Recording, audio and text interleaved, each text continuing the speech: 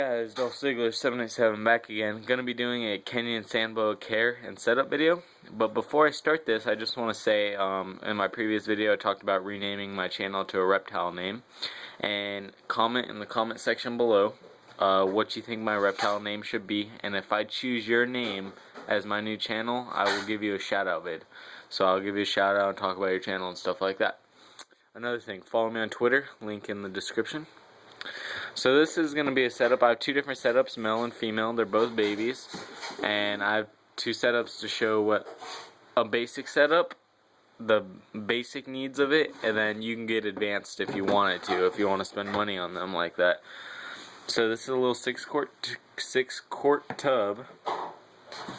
And there's all you need right there. That is all you need for a Kenyan sandboa. You need a thermometer to check the range of temperatures. I just had them out a second ago because this is the second time I had to redo the video, so those temperatures aren't accurate. But the temperatures for Kenyan sandboas need to be anywhere from 90 to 95. So usually it's kept at 90 for me, but it got, lower because I kept them out. Water. Water bowls for these guys. A lot of people debate whether to keep a water bowl in his tank or not. But I do keep a water bowl in his tank, but I keep very, very little water in there. And I gotta clean it because there's some bedding spilt in there. I don't fill it over. The reason why people say don't keep a water bowl in there is because it will increase humidity. And they're desert dwellers, so you don't want a lot of humidity in their tank. So I just keep it, I don't fill it up too high because the risk of it spilling over and having water go in there, then the humidity to be raised. So I just keep the water really low. That's probably just a little, that's just a little water right there compared to my hand right there. So there's that. I keep that little thing in there. And then this is the basic setup that you can do. This costs about, say, $5 for a thermometer. $3 for bedding and $1 for the tub. There's $10, and then I use a heat rack, so I already have the heat bedding. But if you want, you buy a little heat mat for $7 or so at LL Reptile. So you're looking at $20 to buy a month's supply of food, a heat mat, thermometer, everything that you need. In my opinion, sandboas, I just had him out, so I don't want. He's gonna get all mad at me probably because I just had him out.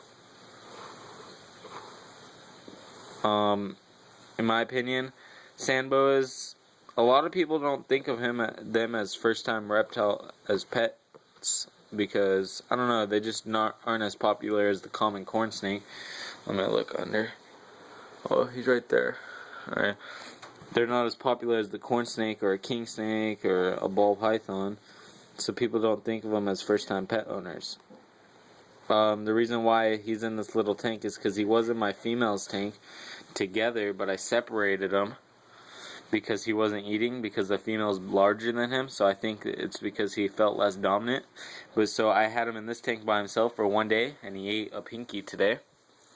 So that's really good. The most popular bedding that you can use for them is Sandy chips. Sandy chips. This is a mixture of Sandy chips and another bedding. You can also use Aspen. So this is my male, normal. And in my opinion, let me just fix this bedding real quick. Hold on one sec. Let me just fix this bedding. Alright. Yeah, it's all good. Alright, so let me just put his thermometer back. The temperatures, I already said, 90 to 95. And in my opinion, these snakes are one of the easier ones to take care of its entire life. Because, first of all, people say hides and stuff. You don't need that. This is the basic setup for everything that you need. They eat one pinky as babies, and then as adults, the most that they'll need is a adult mouse or a small adult mouse, something like that. So that's $1. So you're looking at about $4 a month to feed these guys, even as adulthoods. So yeah, you don't need hides for them because they burrow down. That's why you need a bedding. They burrow down, and they don't usually go in hides. That's why this is the basic setup that you can do. I'm going to show you another setup, an advanced setup that you can also do. So there's the male right there. So there's him. Put that back. I got heat tape going back there. So this will last him another like 4 to 5 months or so, somewhere in that range. So keep him back there. Alright, now this is my female tank. Let me just pull this whole tank out. Let's check the humidity and the temperatures. Temperature 90, humidity is at about 50%. See, she has a larger water bowl in there, so her humidity is a little bit higher than what it should be. It should be in the range of 30, 40, 20 to 40, somewhere in there. Like, that's ideal. It could be lower, or, yeah, and it's a little bit higher, so it's not the best humidity right now, but temperatures are good. See, this is an advanced setup for a Kenyan sand boa. See, look, I'll lift the hides up. She's not in there, and she's not in here. And then this water bowl I just have in there. Once again, very little water bowl. Even as adults, you'll probably use that water bowl, or maybe even a slightly bigger one. You won't use anything bigger than this. This tank right here, this is a 28 quart tub. If you're using a rack system, this is about the biggest tub that you'll need for a female. Somewhere in that range, 28 to 32. For a male, a 28 quart tub is way big enough for him. So yeah, because males grow anywhere from 2.5 to 3.5 feet, and females 3.5 to, or 3 to maybe 4 feet, somewhere in there. Some will get bigger. It all depends on how you feed them and stuff like that. Well, not depends on how you feed them, but they'll get fatter, I guess you could say. But in that range, females 3 to 4 feet, males 2.5 to 3.5 feet. Females will be bigger because they have to carry the babies. So let me find her. She ate today too. She's a little aggressive. She tries to bite me all the time. She's right here. So this is my albino. She'll try to bite. So this is my albino female right here. She's just chilling. She ate a pinky today too. So she tried to bite me. Oh, she did bite me last night. So, but don't let that not let you get one of these snakes. These snakes, once hand tamed, they become great pets, and they stay really small, so you don't have to have a huge enclosure for them. Like a ball python is very expensive to feed with rats and stuff.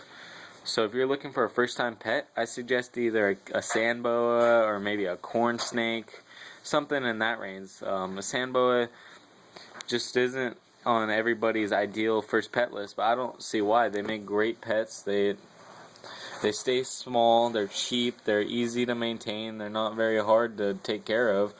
So this is very easy. Like, you don't need to buy all these hides and stuff, and even if you want a hide, you can always stick a cardboard hide or something in there. Like look at this. In my corn snake tank, I got a little Cheerios box for his cold hide, and he's not in there right now. He usually likes it in there. See, she's just chilling. See, she's gone. She's gone.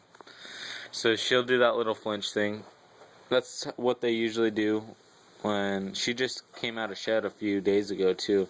So there's her. Another, let's see, am I forgetting anything? I don't think I am. What am I forgetting? Yeah, these snakes, they make easy first time pets. They stay relatively small. The popularity in these snakes are getting bigger and bigger. There's a lot more people in the market for Kenyan sand boas, I've noticed. So they're becoming popular, I guess you could say. So this is an advanced setup for them. You don't need hides, you don't need that. You can either have a lamp on them. You can either use a lamp or an under the tank heater. If you are using a under a lamp though, I suggest having, well I don't suggest using a lamp, because snakes and stuff, they tend not to like my ball python's in here and I don't like it, but she likes the big tank. She has a lamp right there, and they don't like to have a lamp shining down on them all the time because it's just bad for the snake. So I use under the tank heaters for most of my snakes, so that way they don't have some bright shining light shining on them all the time. They eat, as babies, it's hard to get them on pinkies and stuff, but if you buy one that's already able to eat and stuff, that's good. You want to buy one that's already steadily feeding on mice or pinkies. And as adults, they feed on small adult or adult mice.